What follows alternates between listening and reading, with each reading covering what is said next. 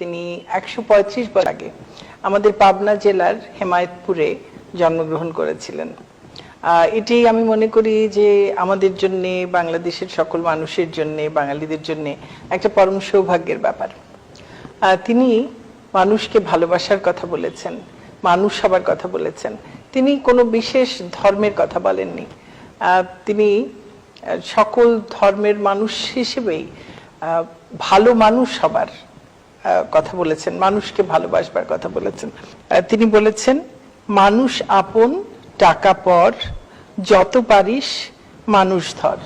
মানুষের মঙ্গলের জন্যই তিনি সবসময় কাজ করে গেছেন। যে খেয়াল বিবেকের অনুচর, তারই অনুসরণ করো, মঙ্গলের অধিকারী হবে। বিস্তারে অস্তিত্ব হারাও, কিন্তু নিভে যেও না। বিস্তারী জীবন, বিস্তারী প্রেম। যে কর্মে মনের প্রসারণ নিয়ে আসে, তাই সুকর্ম। আর যাতে মনে সংস্কার, গোঁড়ামি ইত্যাদি আনে, ফলকথা যাতে মন সংকীর্ণ হয়, তাই কুকর্ম। কাজে তিনি এই সৎ কর্মের প্রতি, মনকে প্রসারিত করার প্রতি তিনি মানুষকে আহ্বান জানিয়েছেন।